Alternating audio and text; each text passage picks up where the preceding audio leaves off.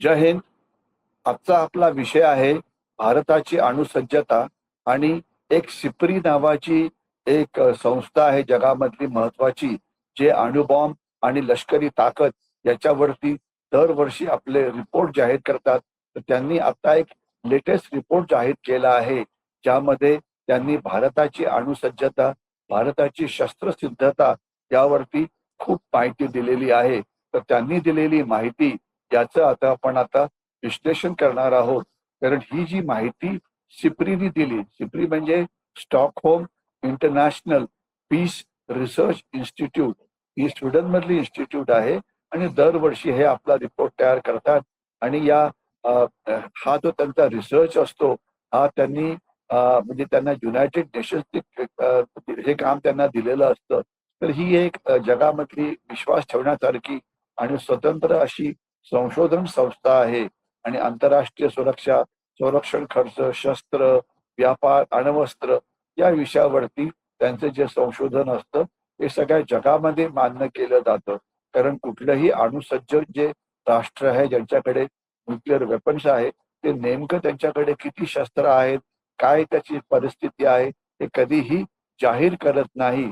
तर त्याच्यामुळे सिप्री सारखी जी संस्था आहे त्याच्यावरती आपल्याला लक्ष ठेवावं लागतं.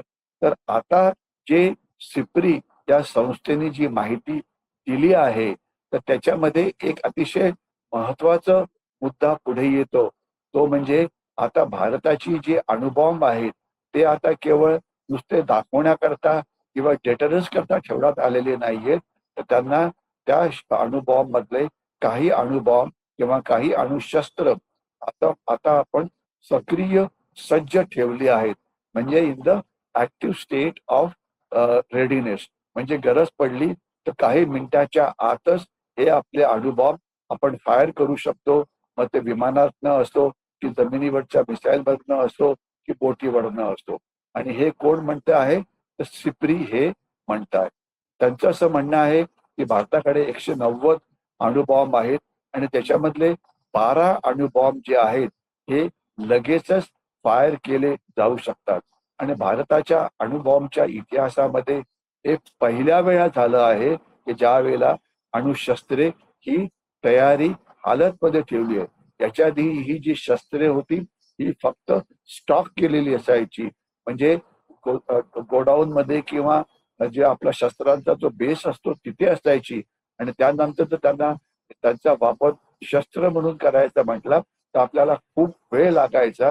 कारण शस्त्र त्याला जोडायचं, त्याला कॅरियरवरती घालायचं, त्याला त्याचा फ्यूज लावायचा, रेडिनेसच्या हालतमध्ये आणायचं आणि मग ते फायर करायचं. आता मात्र तसं करायची गरज नाही. 12 आपले अणुबॉम्ब आपण लगेच काही मिनिटाच्या आत फायर करू शकतो जर आपल्यावरती काही हल्ला झाला तर. सिप्री यांनी जे म्हटलेलं आहे त्याच्यामध्ये एक 4 महत्वाचे मुद्दे पुढे येतात. एक तर भारताचं जे आता लष्करी धोरण आहे हे जास्त आक्रमक झालेलं आहे.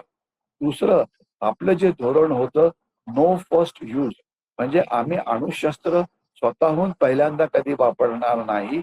आमच्यावरती जर हल्ला झाला तर प्रति हल्ल्यामध्ये आम्ही अणुशस्त्र वापरू, स्वतःहून पहिल्यांदा आम्ही वापरणार नाही. आता तसं नाही.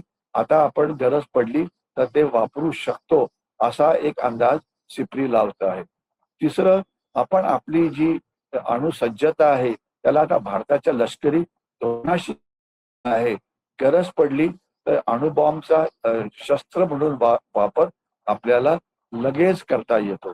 आणि चौथं, की आता आपल्याकडे काही पाणबुड्या आलेल्या आहेत, अरिहान सारख्या, त्या पाण्याखालती खूप वेळ लपून राहू शकतात. याच्याशिवाय आपल्याकडे देशामध्ये वेगवेगळ्या ठिकाणी पसरलेली आपले ग्राउंड बेस्ड मिसाईल्स आहेत. त्याच्याशिवाय आपले वेगवेगळे विमानतळ आहेत की जिथे फायटर एअरक्राफ्ट असतात ज्याच्यामधून ही शस्त्रे जाऊ शकतात. तर थोडक्यामध्ये आपल्याकडे आता सेकंड स्ट्राईक केपेबिलिटी ही खूप मजबूत बनलेली आहे. म्हणजे याचा अर्थ असा की तुमच्यावरती जर कोणी अणु बॉम्बने हल्ला केला, कोणी म्हणजे चीन असो की पाकिस्तान असो की तुर्कस्तान असो, तर त्याला तो अणुबॉम्बचा हल्ला सहन करून आपल्याकडे या शत्रू राष्ट्रांवरती, चीनवरती किंवा पाकिस्तानवरती अणुबॉम्बच्या मदतीने प्रतिहल्ला करण्याची क्षमता आहे, हा याचा सेकंड स्ट्राईकचा उपयोग होतो. याच्या आधी आपले जे अणुबॉम्ब होते ते त्याचा वापर साठा म्हणून केला जायचा, ते त्याला स्टॉक पाईल म्हटलं जायचं. ते कधीही तैनात नव्हते, पण आता तैनात जे आहेत तर त्याच्यामुळे आपण जास्त कमीत कमी वेळामध्ये पाकिस्तान सारख्या शत्रूला रोखण्यामध्ये आपण नक्की त्याचा वापर चांगल्या पद्धतीने करू शकतो. आपण जे बघितलं ते जगामध्ये आज 5-6 राष्ट्रांकडे अणुबॉम्ब आहेत. अमेरिका आहे, रशिया आहे, ब्रिटन आहे, फ्रान्स आहे आणि खास तर आपल्या दृष्टीने चीन आणि पाकिस्तान पण आहे. आणि आपण असं बघतो की या सगळ्या राष्ट्रांनी त्यांच्या अणुबॉम्बचा काही भाग हा तयार हालत मध्ये ठेवलेला आहे. भारताचा नव्हता. आता भारताने आपलं धोरण बदली करून आपली 12 अणुबॉम्ब हे लगेच फायर करण्याच्या परिस्थितीमध्ये ठेवलेले आहेत. दुसरी गोष्ट अशी की चीन आपला जो अणुबॉम्बचा जो साठा आहे तो वाढवतो आहे. सध्या चीनने 34 अणुबॉम्ब हे तयार करण्याच्या हालातमध्ये ठेवलेले आहेत. त्यांनी अनेक अणुबॉम्ब हे तिबेटमध्ये ठेवलेले आहेत, जिथून ते भारतावरती हल्ला करू शकतात गरज पडली तर. म्हणून आपल्याला जिथे जिथे चीनचे अणुबॉम्ब आहे त्याच्यावरती लक्ष ठेवावं लागेल आणि त्यांच्या विरुद्ध प्रतिहल्ला करण्याची आपली क्षमता जी आहे ती आपल्याकडे असायला पाहिजे. आणि चीनचे काही लष्करी बेसेस हे आपल्या सीमेच्या पुष्कळ जवळ आहेत. आणि सेकंड स्ट्राईक केपेबिलिटी आपल्याकडे आता वाढल्यामुळे आपल्याकडे न्यूक्लिअर ट्रायड नावाचा एक प्रकार फार चांगला तयार झाला आहे. याचा अर्थ असा होतो की आता आपण अणुबॉम्ब जमिनीवरून फायर करणाऱ्या क्षेपणास्त्रे किंवा मिसाईलच्या मदतीने पाठवू शकतो, किंवा आकाशातून जाणारी विमानं, मग त्याच्यामध्ये राफेल असो की तेजस विमान असो की मिराज असो, त्यांच्या मदतीने आपण पाकिस्तानवरती बॉम्ब टाकू शकतो. आणि समुद्रामध्ये ज्या आपल्या मोठ्या फ्रिगेट आणि डिस्ट्रॉयर सारख्या बोटी आहेत त्यांच्यावरनं सुद्धा पाठवू शकतो. आणि सर्वात महत्वाची क्षमता म्हणजे आपल्याकडे ज्या पाणबुड्या आहेत, खास तर अरिहंत आणि अरिदमन नावाची जी पाणबुडी आहे जी न्यूक्लिअर प्रोपेल्ड आहे, म्हणजे न्यूक्लिअर पॉवरच्या मदतीने चालते, तर त्यांच्यामध्ये सुद्धा आपण अणुबॉम्ब ठेवलेले आहेत आणि त्यांना शोधणं हे फार डिफिकल्ट असतं. तर आपला जो न्यूक्लिअर ट्रायड आहे हा अतिशय उत्तम बनला आहे. पाकिस्तान आपल्याला नेहमीच अणुबॉम्बच्या धमक्या देत असतो आणि ऑपरेशन सिंधूरच्या वेळेला जर आपल्याला आठवत असेल तर त्यांनी असं म्हटलं होतं की आम्ही अणुबॉम्बचा वापर करू शकतो. तर त्याच्यामुळे आपल्याला पाकिस्तानच्या कुरापतीवरती लक्ष ठेवून जर गरज पडली तर अणुबॉम्बचा हल्ला करण्याची क्षमता ही अतिशय तयारी हालातमध्ये ठेवायला पाहिजे. कारण आपण जर तयारी हालात केली नाही, आपल्यावरती कोणी पाकिस्तानने अणुबॉम्ब टाकला तर सगळं जग आपल्या मागे लागेल की अरे नाही, तुम्ही एक अतिशय जबाबदार राष्ट्र आहात, पाकिस्तानने तुमच्यावरती अणुबॉम्ब टाकला म्हणून काय झालं, तुम्ही त्यांच्यावरती अणु हल्ला करू नका. म्हणून आपल्याकडे जगाने काही म्हणायच्या आधीच पाकिस्तानवरती किंवा चीनवरती प्रतिहल्ला करण्याची क्षमता पाहिजे, हे लक्षात असायला पाहिजे. आता आपले जे शत्रू ऍड झालेले आहेत तर त्याच्यामध्ये अजून एक नवीन शत्रू ऍड झाला आहे, तो म्हणजे तुर्की किंवा टर्की किंवा तुर्कस्तान. कारण ऑपरेशन सिंदूर मध्ये पाकिस्तानने मोठ्या प्रमाणामध्ये तुर्कीमध्ये बनवलेले ड्रोन्स यांचा वापर केला होता. तुर्की आपल्यापासून पुष्कळ दूर आहे, युरोपचा हिस्सा आहे, परंतु आपल्याकडे अग्नी 4, अग्नी 5 नावाची जी क्षेपणास्त्र आहेत ती तुर्कस्तान पर्यंत पोहोचू शकतात. दुसरं आपली जी पॉलिसी आहे नो फर्स्ट यूज, ही आपली डिक्लेअर्ड पॉलिसी आहे. त्याच्यावरती आपण आता बदल करायला पाहिजे. आपल्याला आठवत असेल की आपले जे एक डिफेन्स मिनिस्टर होते मनोहर पर्रिकर जी, त्यांनी म्हटलं होतं की आपण नो फर्स्ट यूज हे धोरण का वापरावं, त्याच्याऐवजी आपण जगाला सांगायला पाहिजे की आम्ही एक जबाबदार अणुशक्ती आहोत, तर त्याच्यामुळे आम्ही हे धोरण नाही, आम्हाला गरज पडली तर स्वतःच्या संरक्षणाकरता आम्ही आमच्या अणुबॉम्बचा वापर हा केला जातो. आज आपण ज्यावेळेला शस्त्र आणि त्यांच्यावरती होणारा खर्च बघितला तर आपले जी शत्रू राष्ट्र आहेत अणुबॉम्बवरचा होणारा खर्च हा पुन्हा पुन्हा वाढवत आहेत.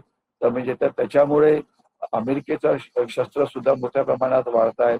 तर त्याच्यामुळे आपलं पण शस्त्र काही प्रमाणात वाढलेली आहेत, परंतु आपल्याला जर चीनशी लढाई करायची असेल, पाकिस्तानशी लढाई करायची असेल, तर आपल्याला आपली अणुसज्जता आहे त्याच्यामध्ये थोडा अजून जास्त खर्च करावा लागेल.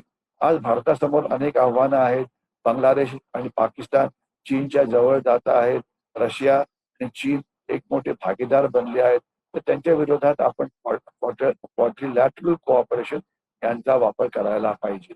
तर थोडक्यात हा जो सिप्रीचा जो ताजा रिपोर्ट आलेला आहे याच्यामुळे क्लिअर दिसतं की भारताच्या धोरणामध्ये, अणुबॉम्बच्या धोरणामध्ये एक ऐतिहासिक परिवर्तन झालेलं आहे आणि साठवलेल्या अणुअस्त्रांपेक्षा आम्ही आता सक्रिय तैनातीपर्यंत आपण प्रवास केलेला आहे. तर त्याच्यामुळे चीनची वाढणारी अणुक्षमता, पाकिस्तानच्या अणुधमक्या आणि जगामध्ये होणारे इतर सगळे जे धोके आहेत याच्याकरता आम्ही आमची सेकंड स्ट्राईक केपेबिलिटी वाढवत आहोत.